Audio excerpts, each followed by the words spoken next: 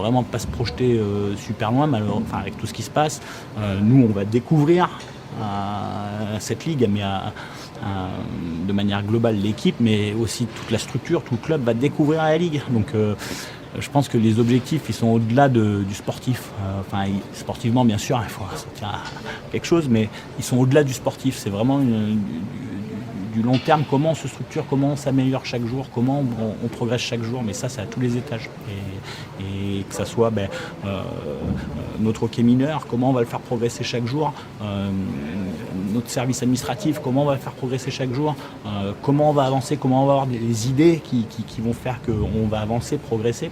Le service comme sponsoring, il a besoin de nous parce que c'est plus facile d'aller chercher des sponsors quand tu as une équipe qui gagne ou qui ont, en tout cas, où les spectateurs peuvent s'identifier aux valeurs de cette équipe, enfin les gens qui viennent voir les matchs.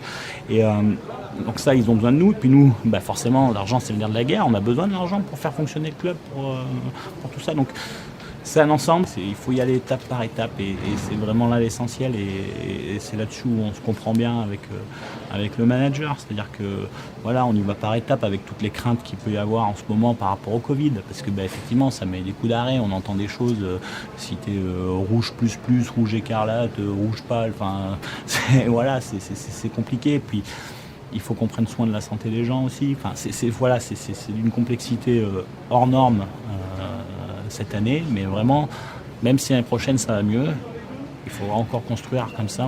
Je pense qu'il faut vraiment respecter les process, parce que si on commence à fixer des objectifs, des ambitions incroyables, mais on va se planter lamentablement. Donc, alors non, je n'y pas, mais parce que je pense qu'on est, c'est comme tout outil, on est vraiment, je pense qu'on utilise qu'une infime partie. Donc ça, c'est la première chose. Sur l'entraînement, c'est juste incroyable. Et sur les matchs, c'est pareil. Ce que j'aimerais, c'est pouvoir que les mecs, là, c'est un peu ce qu'on voit sur les bancs NHL, où les mecs, ils s'échangent l'iPad et puis ils discutent, ils regardent, ils voient leur truc. Et au final, ça fait un boulot juste incroyable.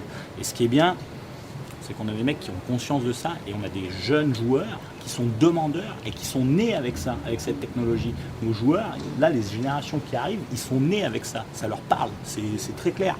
Moi, quand j'installe Iceberg lundi matin, quand je vais installer Iceberg, les stats, ça leur parle, les mecs, tu vois, et ça part pas juste que du temps de présence. Tu vois, ça, on en est vraiment loin, mais c'est les expected goals, les passes, les turnovers, qu'est-ce qu'ils ont fait de bien, qu'est-ce qu'ils ont fait de moins bien, qu'est-ce qu'ils doivent améliorer, comment ils voient les choses. Parce que, et c'est ce que je vais essayer d'expliquer à quelques-uns de mes joueurs, tu vois, je veux vraiment qu'ils jouent avec le palais. J'ai pas de... Je crois plus en ça, la quatrième ligne qui doit mettre au fond, et non, tout le monde est capable de frapper, tout le monde est capable de revenir, tout le monde est capable d'attaquer, tout le monde est capable de jouer avec le palais, et c'est vraiment ça. Et c'est vraiment la confiance que je veux leur donner pour jouer au hockey, c'est vraiment important. Alors oui, des fois, il y a des mecs qui jouent un peu moins que les autres, mais ça, c'est pas grave. Ça, c'est pas grave, parce qu'un jour, peut-être qu'ils vont jouer plus que les autres. Et puis le jour où ce mec-là, il va monter sur une ligne qui joue plus au palais, il va savoir jouer. Et c'est vraiment ça qu'on souhaite mettre en place avec également nos jeunes. Parce que moi, c'est un des constats que j'ai fait, même maintenant des années, c'est tous les entraînements, je pense qu'on peut faire, mais 95% des entraînements qui ont lieu en France, et sans aucun cas une critique.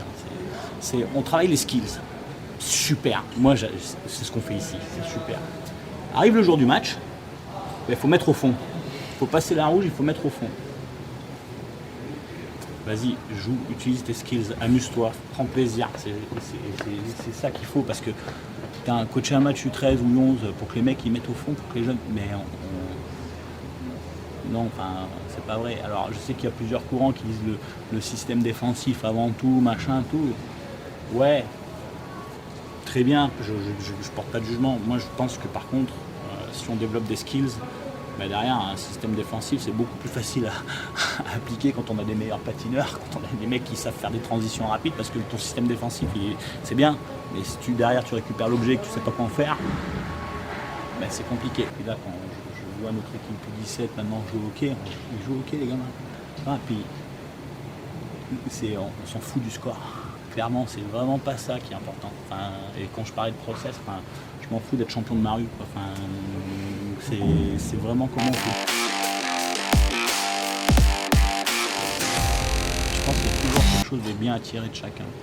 Malgré tout ce qu'ils ont vécu et s'ils ont des casseroles au cul ou quoi que ce soit, il ne faut pas se figer sur un instant T de ce qu'ils ont connu ou de ce qu'ils ont fait.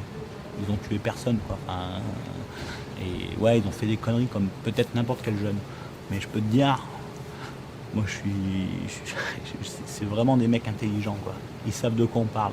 Parce que c'est eux les premiers qui regardent les matchs NHL, qui regardent tous les autres joueurs, qui regardent les skills, on parlait de tout à l'heure de la technologie, tu vois, enfin, les stats. T'inquiète qu'ils savent les analyser, mais ils aiment ça, hein. Et ils aiment ça, et puis ils en redemandent. Les vidéos, ils en redemandent. On travaille par petites capsules vidéo. Là, cette année, on va mettre une nouvelle manière de s'entraîner les mercredis matins en place.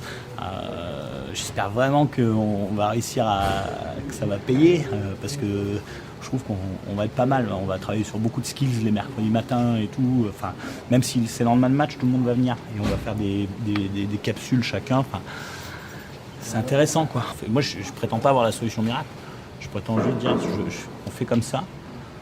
Voilà ce que ça donne. Et après, qu'est-ce qu'on peut changer, améliorer, quel cap on peut